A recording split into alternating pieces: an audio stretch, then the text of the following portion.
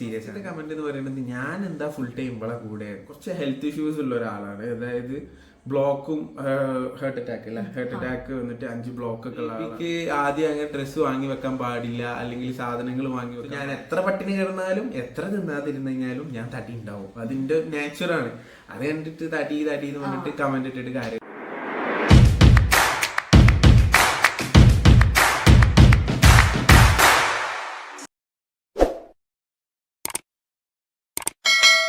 Hello അസ്സലാമലൈക്കും, welcome back to our channel. Hello അസ്സലാമലൈക്കും, welcome back to my channel.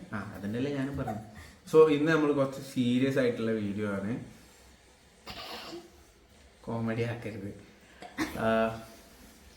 Serious ആണെന്ന് പറയുമ്പോൾ എന്താണ് സീരിയസ് ആണ്. ഇന്ന് നമ്മൾ വന്നിരിക്കുന്നത് റിയാക്ഷൻ വീഡിയോ ആയിട്ടാണ്. നമ്മള് ഫസ്റ്റ് ടൈം ആണ് റിയാക്ഷൻ വീഡിയോ ചെയ്യുന്നത്. ഫസ്റ്റ് ടൈം ആണ് റിയാക്ഷൻ വീഡിയോ ചെയ്യുന്നത്. ഇതുവരെ അങ്ങനെ ചെയ്യാൻ ഒരു അവസരം കിട്ടിയില്ല. 2-3 ദിവസം അതായത് ചില കമന്റ്സ് ആണ് പ്രശ്നം. ചില കമന്റ്സ് എന്ന് പറയുമ്പോൾ ഫസ്റ്റ് കമന്റ് കുറെ പേഴ്സണൽ കാര്യങ്ങൾ ചോദിക്കുന്നവരുണ്ട്. അതിൽ ഫസ്റ്റത്തെ കമന്റ് എന്ന് പറയുന്നത് ഞാൻ എന്താ ഫുൾ ടൈം ഇവളെ കൂടെയാണ്.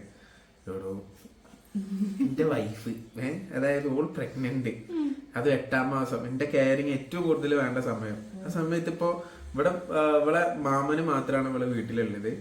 അത് വേറൊരു ക്വസ്റ്റ്യൻ ആണ്. അതായത് മാമൻ എന്താണ് നിങ്ങളെ കൂടെ എന്നുള്ളത്, അത് അതിലേക്ക് നമ്മൾ വരാം. ഓക്കെ, അതിൽ ടൈം ആയിട്ടില്ല. ഫസ്റ്റ് ഞാൻ ആ ഡൗട്ട് ക്ലിയർ ചെയ്ത് തരാം. ഞാൻ അവിടുത്തെ കാര്യങ്ങൾ തീർത്തിട്ട്, അതായത് എല്ലാ A to Z കാര്യങ്ങളും എന്റെ അവിടുത്തെ പണികളൊക്കെ തീർത്തിട്ട് ഞാൻ വണ്ടി എടുത്തിട്ട് ഇങ്ങോട്ട് വരാറാണ് ഇവിടെ അടുത്തേക്ക്. പിന്നെ എല്ലാ ദിവസവും എന്ന് പറയുമ്പോ ഇപ്പൊ ഇന്നലെ ഞാൻ ഇവിടെ സ്റ്റേ ആയിരുന്നു. ഞാൻ ഇന്ന് നാളെ വരും. അങ്ങനെയാണ് ഞാൻ നിൽക്കാറില്ല. അതിന് കാരണം ഒന്നെനിക്ക് ഇവിടെ പിരിഞ്ഞു നിൽക്കാൻ പറ്റൂല. 2 ഇവിടെ എന്റെ കെയറിങ് ഏറ്റവും കൂടുതൽ വേണ്ട സമയമാണ് ഈ ഒരു സമയം എന്നാണ് ഞാൻ വിശ്വസിക്കുന്നത്. നമ്മളെ ഹസ്ബൻഡുമാര് ഏറ്റവും കൂടുതൽ ഇവിടെ ശ്രദ്ധിക്കേണ്ട ഒരു സമയമാണ് പിന്നെ ഈ ഒരു സമയം. അതുകൊണ്ടാണ് ഞാൻ അവളുടെ അടുത്തേക്ക് വന്ന് നിൽക്കുന്നത്. ഇവൻ ഓള് വിളിച്ചിട്ടുമല്ല, ഞാൻ എന്റെ ഇഷ്ടത്തിന് തന്നെ വരുന്നതാണ്. അതുകൊണ്ട് ഇവിടുത്തെ വീട്ടുകാർക്കൊരു പ്രശ്നമില്ല, ഇവൾക്കൊരു പ്രശ്നമില്ല, ആർക്കും എന്റെ വീട്ടുകാർക്കും തീരെ പ്രശ്നമില്ല. പിന്നെ കമന്റ് ഇടുന്നവർക്കാണ് ഫുള്ള് പ്രശ്നം. എന്തിനാണ് ഞാൻ കുറെ കമന്റ് ക്ലിയർ ചെയ്തു, എന്നാലും പിന്നെയും ചോദിക്കും ഇവൻ അവിടെ തന്നെയാണോ, അവൻ അവിടുന്ന് പോവലില്ലേ, ജുബിനെയാണോ കൂട്ടിക്കൊണ്ടായത്, ബാസിനെയാണോ കൂട്ടിക്കൊണ്ടായത്, എന്താ അവിടെ തന്നെ. അതിലെന്ത് വിഷയം എനിക്ക് മനസ്സിലാവാത്തത്. നിങ്ങൾക്ക് അങ്ങനെ ഒരു വിഷയം ഉണ്ടെന്നുണ്ടെങ്കിൽ നിങ്ങൾ അത് കമന്റ് ചെയ്യാം. എനിക്ക് മനസ്സിലായില്ല എന്താണ് അതിലെ വിഷയം എന്ന്. നല്ലതല്ലേ, നിങ്ങൾ തന്നെ പറയാം. എല്ലാവർക്കും ഏതൊരു ഭാര്യയും ഭർത്താവിന്റെ ആ ഒരു കെയറിങ്ങും കാര്യങ്ങളൊക്കെ ആഗ്രഹിക്കുന്ന ഒരു ടൈമാണിത്. പിന്നെ കുറെ നല്ല കമന്റ്സ് ഉണ്ടായിരുന്നു കേട്ടോ.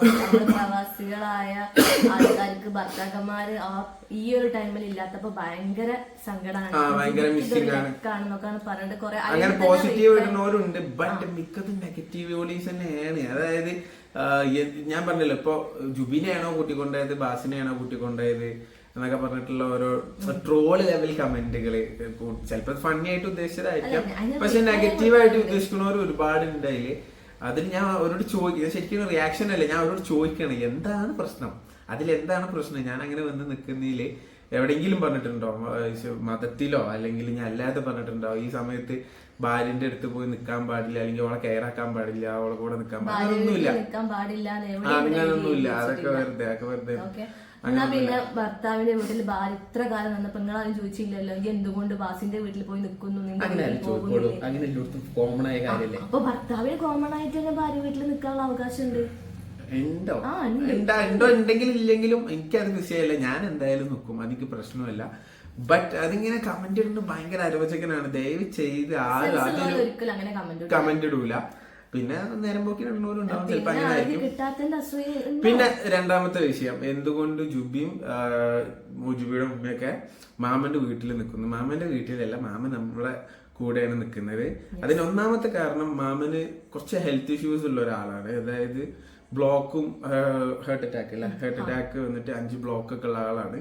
അത് റിമൂവ് ചെയ്തിട്ടില്ലെങ്കിലും ബ്ലോക്ക് അവിടെ തന്നെ ബാക്കിയുണ്ട്. അപ്പൊ ഉമ്മക്ക് മാമനെ ഒറ്റക്ക് മാമന്റെ വീട്ടിൽ നിർത്താൻ ഭയങ്കര പേടിയാണ്. അപ്പൊ അവര് പോകും, കുറച്ച് ദിവസം കഴിഞ്ഞാൽ അവരവരെ വീട്ടിലേക്ക് തന്നെ പോകുന്നുണ്ട്. അപ്പൊ അന്നൂസ് നമ്മളെ കൂടെ തന്നെ ആയിരിക്കും. അന്നൂസിന് ഇവിടെയാണ് അവള് സ്കൂൾ ചേർന്നത്, അപ്പൊ അവള് ഇവിടെ തന്നെ ആയിരിക്കും. പിന്നെ ഒന്നാമത്തെ കാര്യം, മാമൻ ഇവിടെ നിൽക്കാൻ തന്നെ കാരണം എന്റെ ഇപ്പൊ ഇവിടെ എല്ലാം ഗൾഫിലാണ്. അതാണ് മെയിൻ കാരണം സത്യത്തില്. കാരണം അപ്പൊ ഇമ്മ ഒറ്റക്കാ ഉണ്ടാവുക. അപ്പം ഉമ്മന്റെ അടുത്ത് ഏതാണ് ഒറ്റക്കൊരു പെണ്ണ് നിൽക്കാൻ പറ്റൂലല്ലോ. അപ്പൊ മാമൻ ഇവിടെ തന്നെ നിൽക്കും. മാമന് ഇഷ്ടമല്ല ഒറ്റക്ക് നിക്കണത്. ഇഷ്ടമല്ലെന്നല്ല, അത് നിർബന്ധമാണ്. ആങ്ങളിയല്ലേ എന്തായാലും ഒപ്പം നിക്കണ്ടേ. സോ അതാണ് ഇത്. സത്യത്തിൽ ഇതിന് മുമ്പ് നമ്മൾ ലൈവില് ചോദിച്ചവരോടൊക്കെ പറഞ്ഞിട്ടുണ്ട്. ചിലപ്പോ പുതിയ സബ്സ്ക്രൈബേഴ്സ് ആയിരിക്കും ഇങ്ങനത്തെ കമന്റ്സ് ഇടുന്നത്. എന്തുകൊണ്ടാണ് മാമന്റെ വീട്ടിൽ നിങ്ങളെ വീടാണോ അതോ മാമന്റെ വീടാണോ, നിങ്ങൾ എന്താ അവിടെ പോയി നിക്കണത്? അങ്ങനെയൊന്നുമില്ല, കൂട്ടുകുടുംബാണ് അവര് നിക്കുന്നത്. മെയിൻ കാരണം അതാണ്. ഒന്നോള് പറഞ്ഞ പോലെ ഓളെ മുറ്റക്കാണ്. സോ ഉമ്മക്ക് തന്നെ ഒരാള് പിന്നെ ഫർസൂന് വന്നിട്ട് നിക്കാൻ പറ്റില്ല. കാരണം ഫർസൂനെ കെട്ടിച്ച് വിട്ടതാണ്. അവൾക്ക് അവളേതായ അവളെ വീട്ടില് അവിടുത്തെ കാര്യങ്ങളുണ്ട്, അവിടുത്തെ എനിക്കും അതേപോലെ തന്നെ. ഞാനും മലപ്പുറത്ത് ലോങ് ആണുള്ളത്. അപ്പൊ ഉമ്മന്റെ അടുത്ത് എപ്പോഴും വന്ന് നിക്കാൻ പറ്റില്ല. അപ്പൊ ഉമ്മന്റെ അനിയനെ വന്ന് നിൽക്കുന്നു. അത്രേ ഉള്ളൂ. സിമ്പിൾ കാര്യമാണ്. ഓക്കെ, അത് നമ്മൾ ഇതിനു മുമ്പ് പറഞ്ഞിട്ടുണ്ട്. പക്ഷെ പിന്നെയും ഇത് ചോദിക്കുമ്പോ ഇപ്പോ എന്തുകൊണ്ടാണ് ഇത് മാമന്റെ വീടാണോ അതോ മാമന്റെ കൂടെയാണോ, അതെന്താ മാമന്റെ കൂടെ, അങ്ങനെയൊക്കെ ഒരു ചോദിക്കുമ്പോ വായിക്കുന്നവർക്ക് അറിയാത്തവർക്ക് അതൊരു നെഗറ്റീവ് ആവാൻ ചാൻസ് ഉണ്ട്. സോ അത് ക്ലിയർ ചെയ്ത് തന്നുള്ളൂ. നമ്പർ 1 പ്രോബ്ലം ഞാൻ പറഞ്ഞ ഇഷ്യൂ തന്നെയാണ്. മാമന് ചെറിയൊരു ഹെൽത്ത് ഇഷ്യൂസ് ഉണ്ട്. അപ്പൊ അത് പേടിച്ചിട്ടും കൂടിയാണ് എപ്പോഴൊപ്പം. പിന്നെ ഉമ്മന്റെ കൂടെ എന്റെ ഉമ്മന്റെ ഉമ്മ ഉണ്ടായിരുന്നു. പെട്ടെന്നാണ് മരിച്ചുപോയത്. അത് കുറച്ചായിട്ടുള്ളൂ, 1 വർഷം ആവുന്നേ ഉള്ളൂ. അപ്പൊ ഉമ്മയുള്ള സമയത്ത്, വലിയമ്മയുള്ള സമയത്ത് അങ്ങനെ മാമനില്ലായിരുന്നു. മാമ അമ്മന്റെ വീട്ടിൽ തന്നെ ആയിരുന്നു. അപ്പൊ ഇപ്പൊ എന്തായാലും ഉമ്മ ഒറ്റക്ക് ആയതുകൊണ്ടാണ്. ഇപ്പൊ എന്റെ ഉപ്പ വന്നാൽ പിന്നെ നമ്മളെല്ലാരും കൂടി ഒപ്പരം ഉണ്ടാവും. ഇൻഷാ അല്ലാഹ് ഞാൻ ഇടുന്നതായിരിക്കും. അതില് സത്യം പറഞ്ഞ നമ്മളെ വല്യമ്മ പോയതാണ് ഏറ്റവും വലിയൊരു ട്രാജിക് ആയിട്ടുള്ള ഒരു കാര്യം. പെട്ടെന്നായിരുന്നു ആൾക്ക്, പെട്ടെന്ന് സ്ട്രോക്ക് വന്നിട്ട് പെട്ടെന്നായിരുന്നു അല്ലെ. അത് ഞാൻ വന്നതിന് ശേഷം തന്നെയാണ്. അതായത് ഇപ്പൊ കുറച്ചായിട്ടേ ഉള്ളൂ, 1 വർഷമായിട്ടുള്ളൂ. 1 വർഷം ആവണില്ല, മരിച്ചിട്ട് ഇപ്പൊ ഒരു 6 മാസമൊക്കെ ആയിട്ടുണ്ടാവുള്ളൂ, 6-8 മാസം ആയിട്ടുണ്ടാവുള്ളൂ. പിന്നെ നെക്സ്റ്റ് കമന്റ് എന്തായിരുന്നു? പിന്നെ നെഗറ്റീവ്സ് എന്ന് പറയുന്നത് നെഗറ്റീവ്സ് നമുക്ക് ഓവർ വരലില്ല. അത് വലിയൊരു കിട്ടലാണ്. എനിക്ക് തോന്നുന്നു ചാനൽ തുടങ്ങുന്ന കാലത്തൊക്കെ നമ്മൾ അറിയാത്തവര് അതും ഇതും വിളിച്ച് പറയലൊക്കെ ഉണ്ട്. ഇപ്പൊ നെഗറ്റീവ്സ് കമന്റ്സ് എന്തെങ്കിലും വന്നു കഴിഞ്ഞാല് നമ്മൾ തന്നെ റിപ്ലൈ കൊടുക്കേണ്ട ആവശ്യമില്ല. നമ്മളെ അറിയുന്ന അല്ലെങ്കിൽ നമ്മളെ സബ്സ്ക്രൈബേഴ്സ് കയറി അങ്ങോട്ട് മേഞ്ഞാൽ അതിന് എനിക്ക് എന്താ എന്റെ കാര്യം നോക്കിയാൽ പോരാ എന്നിട്ട് അതിന്റെ താഴത്തങ്ങോട്ട് വരും. നമുക്ക് സത്യത്തിൽ ഞങ്ങൾ പ്രിപ്പയർഡ് അല്ല, ഞങ്ങൾ വെറുതെ ഞാനുണ്ടല്ലോ. നമ്മൾ രാവിലെയാണ് കമന്റ്സ് ക്ലിയർ ആയിരിക്കില്ല. ഇപ്പൊ ഇന്നും കമന്റ്സ് ക്ലിയർ ആയിരുന്നപ്പോ അതിലും മുക്കാലും കമന്റ് തന്നെയാണ്. മാമന്റെ കൂടെയാണോ മാമിയുടെ കൂടെയാണോ, ഭാഷ എന്താ അവിടെ നിൽക്കുക, ഞാൻ നിൽക്കുന്നതാണ് വലിയ വിഷയം. ഞാൻ നിൽക്കുന്ന എന്തെങ്കിലും വിഷയമാക്കുന്നു എന്നാണ് ഞാൻ ചോദിക്കുന്നത്. നിങ്ങൾ അതിന് റിപ്ലൈ തരണം. പറയാനുള്ളത്, ബാസിക്കാക്കയും ഞാനും നല്ല തടിയുണ്ട്. ഇതിനെ പറ്റിയിട്ടും പറയുന്നുണ്ട്. ചുറ്റി നല്ലോണം തടിച്ചിട്ടുണ്ട്. ബോഡി ഷേമിങ് പിന്നെ സോഷ്യൽ മീഡിയയിൽ എല്ലാ കാലം ഉള്ളതാണ്. എനിക്ക് എന്നെ സംബന്ധിച്ചിടത്തോളം എനിക്ക് തടിയില്ലാതെ ഒരിക്കലും മുന്നോട്ട് പോകാൻ പറ്റൂല. ഞാന് ഇടയ്ക്ക് ചിലപ്പോ ഫോട്ടോഷൂട്ട് കാര്യങ്ങളൊക്കെ ആയിട്ട് ഞാൻ കുറച്ചിട്ടുണ്ടാവാം, ഇല്ല എന്നും പറയണില്ല. ഒരു അപ് ടു 70 അല്ലെങ്കിൽ 65 വരെയൊക്കെ ഞാൻ തടി കുറച്ചിട്ടുള്ള ലുക്കാണത്. അതായത് ഞാൻ ഫസ്റ്റ് ഞാൻ ജന്മന നല്ല തടിയുള്ള ആളാണ്. പാരമ്പര്യമായിട്ട് ഇപ്പോ എല്ലാവരും നല്ല തടിയുള്ള ആൾക്കാർ തന്നെയാണ്. നല്ല അത്യാവശ്യം നല്ല സൈസും തടിയൊക്കെ ഉള്ള ആൾക്കാരാണ്. സോ ഞാൻ എത്ര പട്ടിണി കിടന്നാലും എത്ര തിന്നാതിരുന്നു കഴിഞ്ഞാലും ഞാൻ തടി ഉണ്ടാവും. അതിന്റെ നേച്ചറാണ്. അത് കണ്ടിട്ട് തടി എന്ന് പറഞ്ഞിട്ട് കമന്റ് ഇട്ടിട്ട് കാര്യമില്ല. കമന്റ് ഇട്ട് അതിലേക്ക് നെഗറ്റീവ് എനിക്ക് തോന്നിയിട്ടില്ല. എനിക്കൊരു പ്രശ്നമായിട്ട് തോന്നിയിട്ടില്ല. കാരണം ഇന്നെ ഇഷ്ടപ്പെടുന്ന ആൾക്കാർ പറയാണ് ഇതിലാരും ബെറ്റർ ആ ലുക്കാണെന്ന് പറഞ്ഞ് പോസിറ്റീവായിട്ട് തന്നെയാണ് ആ കമന്റ് വരുന്നത്. അതിന്റെ നെഗറ്റീവ് കമന്റ് ആയിട്ട് കാണുന്നില്ല. പിന്നെ ബോഡി ഷേമിംഗ് ആയിട്ട് കളിയാക്കുന്നവരുണ്ട്, അതില്ലാന്ന് ഞാൻ പറയുന്നില്ല. അതിപ്പോ ഇവിടെ എന്നല്ല, ഏത് ഒരു പിന്നെ യൂട്യൂബ് ചാനലിലുള്ള ഒരാളെ ഇടയിൽ ഒരു തടിയുള്ള ആളുണ്ടെങ്കിലും അത് കിട്ടേണ്ടതാണ്. എല്ലാവർക്കും കിട്ടില്ല. ഞാൻ ചിലരെന്നെ റിവ്യൂ ഇതേമാതിരി റിയാക്ഷൻ വീഡിയോ ഒക്കെ ചെയ്യുന്ന കാലുണ്ട്. നമ്മളെ സുജിത് ഭക്തന്റെ വൈഫിന്റെ കാര്യം ഇതേപോലെ ബോഡി ഷേമിങ് എന്ന് പറഞ്ഞിട്ട് അത് ഞാൻ കണ്ടിട്ടുണ്ടായിരുന്നു. അപ്പോൾ ഇത് ഇതിലൊരു കോമൺ കാര്യമാണ്. നേരം പോക്കില്ലാത്ത കുറെ കിളിമാരെ കുറെ ആൾക്കാർ കമന്റ് ഇടുന്ന ആൾക്കാരാണ് ഞാൻ കൂട്ടലുള്ളൂ. പിന്നെ സോ അതത്രയുള്ളൂ. അതിലേക്ക് ഒരു നെഗറ്റീവായിട്ട് ഒരു പ്രശ്നമില്ല. അത് ഇനിയും കമന്റ് ഇടേണ്ടവർക്ക് ഇടാം, അതെനിക്ക് പ്രശ്നമൊന്നുമില്ല. പിന്നെ വേറെ ഒന്നുമില്ല. പ്രത്യേകിച്ച് നമുക്ക് അങ്ങനെ നെഗറ്റീവ് കമന്റ്സ് കുറവാണ്. പക്ഷെ ഇത് ഈ നെഗറ്റീവിന് റിപ്ലൈ കൊടുത്തില്ലെങ്കിൽ അത് ഇനിയും ഇടണ്ടെന്ന് വിചാരിച്ചിട്ട് നമ്മളൊരു വ്ളോഗായിട്ട് ചെയ്യണം. ഓക്കെ. പിന്നെ ഞാൻ ബേബിക്ക് ആദ്യം മുന്നേ ഡ്രസ്സ് വാങ്ങി കിട്ടി. അത് ഞാൻ കണ്ടുട്ടോ. ബേബിക്ക് ആദ്യം അങ്ങനെ ഡ്രസ്സ് വാങ്ങി വെക്കാൻ പാടില്ല, അല്ലെങ്കിൽ സാധനങ്ങൾ വാങ്ങി വെക്കാൻ പാടില്ല എന്നൊക്കെ പറഞ്ഞിട്ട് കമന്റ് ഇട്ട് ഞാൻ കണ്ടു. പക്ഷെ അതെന്താ ഒരു ഉദ്ദേശിച്ച് എനിക്ക് മനസ്സിലായില്ല. കാരണം എന്റെ അറിവില് അതിന് വ്ളോഗർമാര് എന്നല്ല ആരാണെങ്കിലും ആദ്യത്തെ കാലത്ത് തന്നെ ഡ്രസ്സും കാര്യങ്ങളും അല്ലെങ്കിൽ ഹോസ്പിറ്റലിലേക്ക് കൊണ്ടുപോകാനുള്ള സാധനങ്ങളാണ് കൂടുതൽ നമ്മൾ വാങ്ങിയത്.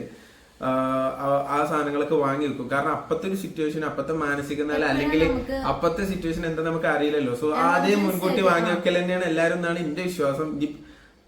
പ്രസവിച്ചതിന് ശേഷം വാങ്ങാൻ പാടുള്ളൂ എന്ന് പറയുമ്പോ എന്നെ സംബന്ധിച്ചിടത്തോളം എന്റെ ഓട്ടപ്പാച്ചിന്റെ ഇടയിൽ ഞാൻ മറന്നോളൂ. എനിക്കറിയില്ല എന്തൊക്കെയാ വാങ്ങേണ്ടത്, ഓൾക്ക് തന്നെ അറിയുള്ളൂ. അതുകൊണ്ടാണ് ഞാൻ ആദ്യം വാങ്ങിയത് കേട്ടോ. ഈ കാര്യങ്ങളൊന്നും നമ്മൾ പോകേണ്ട ഒരു ആവശ്യമില്ലായിരുന്നു. എന്റെ മാമന്റെ അന്നൂസിന്റെയും അന്നൂസിന്റെയും ഒക്കെ കാര്യങ്ങള് ഫുൾ പക്ക ക്ലിയർ ആക്കിയതിന്റെ വല്യമ്മയായിരുന്നു. ആദ്യം മുന്നേ സാധനങ്ങളൊക്കെ വാങ്ങി ഫുൾ പാക്ക് ചെയ്ത് വെച്ചിട്ട് ആ ഡെലിവറി ടൈമിൽ ഒക്കെ കൊണ്ടുപോകലായിരുന്നു. അപ്പൊ എപ്പോഴാ നമുക്കൊരു എമർജൻസി ആയിട്ട് നമുക്ക് പെട്ടെന്ന് പെയിൻ വരാം അല്ലെങ്കിൽ എന്തെങ്കിലും അസുഖം വരാന്ന് നമുക്ക് പറയാൻ പറ്റില്ല, ഒക്കെ പഠിച്ചോണ്ട് കയ്യിലാണ്. അപ്പോൾ എല്ലാവർക്കും ഭയങ്കര തിരക്കും കാര്യങ്ങളായിരിക്കും. അപ്പൊ ഓടി ചെന്നിട്ട് കുട്ടീന്റെ ഡ്രസ്സ് എടുക്കാനും അപ്പൊ എന്റെ ഡ്രസ്സ് എടുക്കാനൊന്നും ആർക്കും അവിടെ ടൈം ഉണ്ടാവും. അതുകൊണ്ടാണ് സത്യം പറയാലോ, ഇവിടെ എന്തൊരു കാര്യം പറഞ്ഞു കഴിഞ്ഞാലും അവസാനം അത് എത്തല് ഇവളെ വല്യമാന്റെ പേരിലാണ്, അത് അജ്മാന്റെ പേരിലാണ്. കാരണം അജ്മ എന്ന് പറഞ്ഞപ്പോൾ വല്യമ്മ എന്ന് പറഞ്ഞാൽ അത്രയ്ക്ക് ആക്റ്റീവ് ആയിട്ടുള്ള ഒരാളായിരുന്നു. ഞാന് കാണുന്ന സമയത്ത് ആള് ഓക്കെ ആയിരുന്നു, പ്രശ്നങ്ങളൊന്നും കണ്ടാൽ തന്നെ എന്റെ ഒരു ഉമ്മ എന്ന് പറയുള്ളൂ. കാരണം ഏജോ കാര്യങ്ങളോ ഒന്നും തോന്നൂലായിരുന്നു. ആൾക്ക് പ്രഷർ കൂടിയിട്ട് സ്ട്രോക്ക് വന്നതാണ്. സോ എന്നെ കണ്ടിട്ട് ഞാൻ ഫസ്റ്റ് കണ്ടപ്പോൾ വല്ലാതെ എനിക്ക് സംസാരിക്കാൻ പറ്റിയില്ല. അന്ന് ഞങ്ങളെ ഞാൻ അവളെ തന്നെ കണ്ടുവരുന്നേ ഉള്ളായിരുന്നു. പിന്നെ കുറച്ച് കഴിഞ്ഞിട്ട് നോക്കുമ്പോൾ ആൾക്ക് ഇതേപോലെ സ്ട്രോക്ക് വന്നിട്ട് ആൾ കിടപ്പിലാണ്. അപ്പൊ ആ സമയത്ത് എന്നോട് ഒരു വാക്യം പറഞ്ഞിട്ടുള്ളൂ, ഇവളെ നന്നായിട്ട് നോക്കണം എന്ന് മാത്രമേ എന്നോട് പറഞ്ഞിട്ടുള്ളൂ. പിന്നെ അതിനുശേഷം വല്ലാതെ നമുക്ക് സംസാരിക്കാനുള്ള സിറ്റുവേഷൻ ഒന്നും ഉണ്ടായില്ല. കാണുമ്പോൾ അസ്സലാമു അലൈക്കും എന്നൊക്കെ പറഞ്ഞ് കുറച്ച് വർത്താനൊക്കെ പറയും. പക്ഷെ അതിന്റെ ഇടയിൽ ആള് പാസ് ഔട്ട് ആയി, പറഞ്ഞിട്ട് കാര്യമില്ല.